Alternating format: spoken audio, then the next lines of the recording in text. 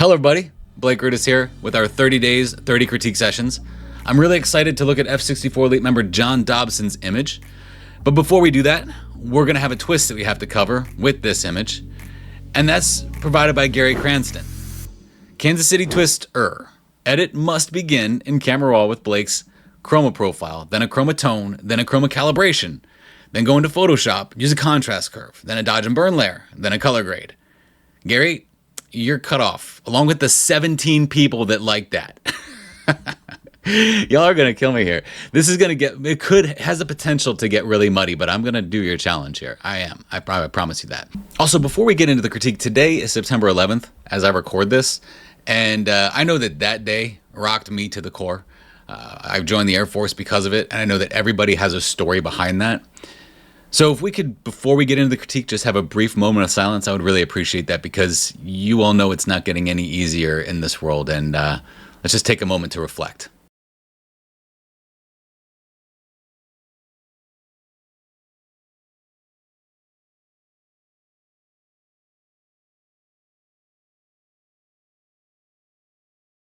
This image comes from F64 Elite member John Dobson, and I really enjoy this space.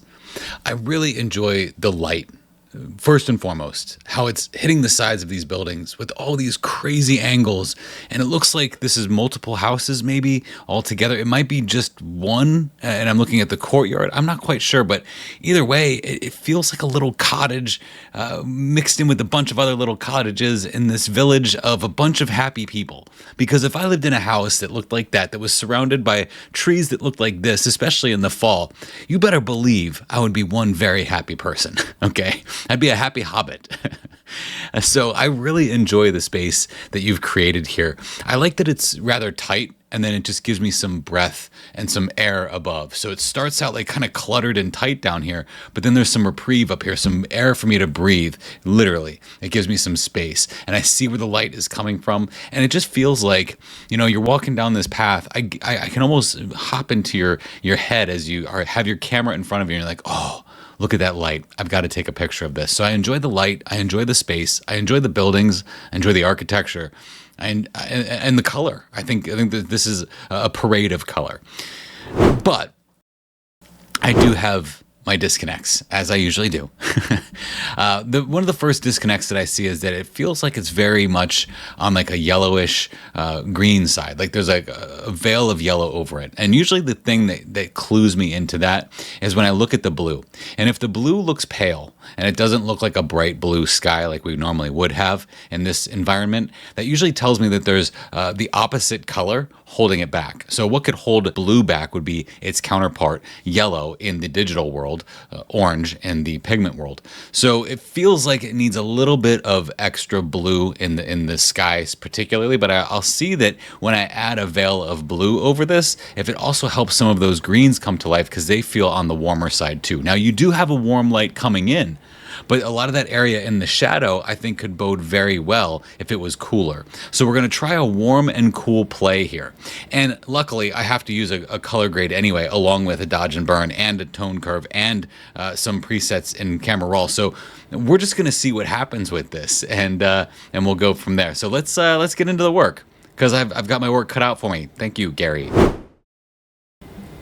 Okay, so I've got to start this in Adobe Camera Raw, and normally I wouldn't do this in a critique, but I have a twist, I have a challenge, and challenge accepted. Now I do know that I want some of this color to be a little bit more bold, so the chroma is good for that. So I'm going to just duplicate this by pressing Command or Control J, and then Control Shift A or Command Shift A on a Mac to get into Adobe Camera Raw as a filter. Now I'm not going to touch any of these settings here, because I need to go into my chroma intelligent profiles and presets. And what these presets are designed for is not like the presets like you would see that make artistic effects. These presets are designed to stack on top of one another, which makes them intelligent. You start with a profile, then you work through the tones, then you work through the colors, and then you open it in Photoshop and you're good to go. So my chroma profile is here. I'm going to start this just with an intensify all colors, maybe a cool boost. Let's see what I think I want to start with something that's going to give me a little bit of blue. So let's see what's going to happen here. The blue skies isn't quite working out for me. So blue chroma or candy rich color. Let's actually go with intensify all color. Okay. And I'm not going to increase that. I'm actually going to decrease it a little bit just to get a little bit more intensity out of all those colors.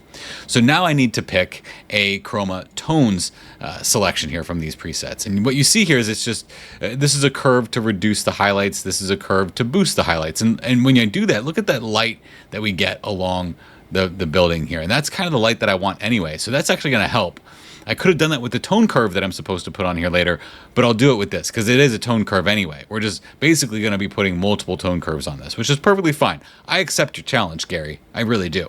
And so we're going to hit this here, and then we're going to go into the chroma calibration boost, which will then give us a little bit of extra color via the calibration slider. Now we are getting ourselves into a Thomas Kinkade situation here, and I don't actually mind it. I think this bodes well for that. However, I'm glad I made a duplicate copy of this. And I'm actually going to go with a skin calibration on this one, which is actually more favoring your oranges and your reds. So yes, my color work here is looking quite atrocious, but we'll work on that, okay? Let's see what happens. Boom, we get a little bit of extra color from this, and actually that works out really well. You know, there's a lot of ways that I can increase color in an image, but I think that that actually worked out really well. So I'm glad you actually did that to me, Gary. That was very nice of you. So now I need to put a tone curve on this. And the way I'm going to do this tone curve is I'm going to use this tone curve in a way to calibrate the color. Okay. So I did say that it seemed like there was like a veil of color over this that I wanted to cut. So what I'm going to do is I'm actually going to put in the Visionary panel, there's a thing called the color evaluation here, which is also available in your self-critique guide. In the self-critique guide, you're going to see that there is, in these actions right here, the color evaluation tool. It's the exact same thing. If I press play, it's just going to give me the exact same thing. It's just going to be called the color map instead of color evaluation, but it's the same thing. Now from this, I can actually cut a color cast in one of the most beautiful ways possible. Because what this does is it actually simplifies all of our color. And then once it's simplified that color, I can find in here, and I don't know if this counts as a color grade and a contrast curve, I don't know, but I'm gonna go along and do this as a contrast curve, I guess, and then I'll do a color grade later. So I'm gonna put on a curve here. And when I zoom in here, I can see what colors I want to be neutral. So I look here, and when I turn this off, I can see that this color right here, I want that to be actually a neutral color. So when I turn this back on, I'm actually going to click on the neutral eyedropper and click in that space right there. Okay. Now I can turn that off, and you'll see that it actually balances all that color beautifully. Oh my gosh, the best. Okay, so here's the deal. I did say that I wanted to make the cooler areas, or the shadow areas, cooler, right? So that will work on making those shadow areas cooler, but I don't want this to take effect on the entire image as a whole. So what I'm going to do is actually follow the path of where shadow is, and I'm going to brush in where the light is with one of my special brushes here. And when I brush this in, I'm going to be actually brushing out. I'm going to be brushing away that blue that I added to get more blue in the sky and more blue in the shadows. So I'll brush this in on anywhere that the light is hitting these trees. Okay, just like this.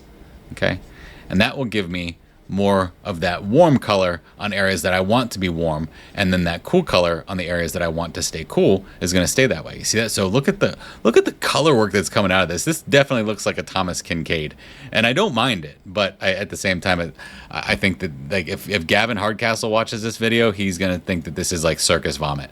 So what I'm going to do is I'm going to take this layer here, this color layer, and just taper it down. It doesn't need to be that potent, doesn't need to be that powerful, because what's happening here when we stack all this stuff on top of each other, we start to create muddy colors, and we start to create something pretty gaudy and ugly, and I don't really want that. So that's cool. But that color map trick is awesome.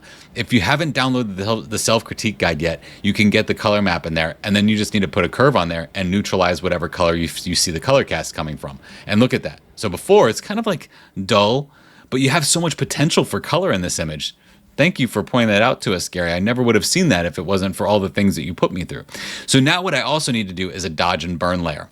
So I think what I'll do is, just to simplify this from yesterday, I'll just do a soft light. Actually, let's do a linear light, dodge and burn. And with this dodge and burn, I'm going to make this a little bit smaller. And I'm already set right now to dodge. So I'm just going to brush this in areas that I want to get a little bit brighter. Okay. Might be right in here, right here. Okay. That area can get a little bit brighter. And then alter option. to switch to the burn, and I'll just burn this in these areas right here. Now, I don't really have as much control over this as I do when I do my painted dark and painted light, but I can work with that. So once I get this set up, though, I can work with that. So I'll get that nice and dialed in there. And, you know, I think this actually counts as a color grade. So let me put a tone curve on here too, because what I want to do is darken this area down quite a bit. And I don't want to do that with dodging and burning too much, because if I pull this up, it's just going to get kind of messy. Okay, so I'm going to do that with a curve, an actual contrast curve. So I didn't do them in the same order. I hope that's okay, Gary. I hope I don't get, you know, put under fire for that one. So we'll just do this at about, let's say 20%. Okay, maybe a little less, 15%. So there's the dodge and burn to bring out some more light and darkness. Now add a contrast curve on here, and this should hopefully finish it off for me. And I'm going to bring the darks down and make them a little bit darker in those dark areas, bring the midtones back up, and then drag this up so we kind of like matte out those dark areas. And then I'm going to make sure this is only applied to the darkest dark areas. So I'll say only darks, and then I'm going to drop the opacity on this. I'm just trying to bring back some of that shadow into that area, because we lost it in the process of probably bringing up the shadows. So this will help me get some of those shadows back and help with some depth in this image. Now here is the before. And I really like this. I like the warmth that's happening here. But look at that. And then this might be a little bit too much, because we would still have some of that warmth coming through even in those shadow areas. So I'll just drop this down a little bit and then a little bit more, and give me a little bit of the best of both worlds on that one. Okay, nice, nice. This one I could probably even change to the color blend mode so that it only affects the colors in the image and not the tones. And then this would be our color grade. This would be our dodge and burn, and this would be our tonal curve. And you know, in John's defense here, you know, you might be thinking like, really, Blake, you know, I would like some help on this image and not just a bunch of random stuff added to it. I get it, that's part of the challenge, but this is where I would get to. And you could get to this in many ways. You could get to this through selective color adjustment layers, where you boost up the colors with selective color. You could get this way with maybe even one or two contrast curves inside of Photoshop. But you could essentially get to where I got to on this with all of the native tools inside of Photoshop without having to use my Chroma profiles and presets. So, but I think we did a pretty good job here, and I really like the direction that this went. I do like your overall before quite a bit too. So let me pull the old Gavin Hardcastle that he made me do and make great shots all the time, put everything in a group, and just drop this down just a little bit, okay, to get the best of both worlds in there. And I think that draws my eye around a little bit better. And if I were to put a tone navigation map on here, and I turn this on and off, you see we're just giving this a little bit more darkness to shape the light a little bit more. And that's what that does. Makes this a little bit more dark to shape this light, because that's where the light is. But when we open up our tones and our colors inside of Adobe Camera Raw, when we process our image, when we bring the shadows up and the highlights down, that's where we end up losing some of that shadow detail that we just need to bring back with the tone curve. So good work. Thank you very much for this, John. I love it. And let's not let this go too far into that Kincade mode, because that's just, you know, sometimes too far. And now our showcase image comes from F64 Elite member Danny Portnoy. I'm just going to sit here and rest in this for a second.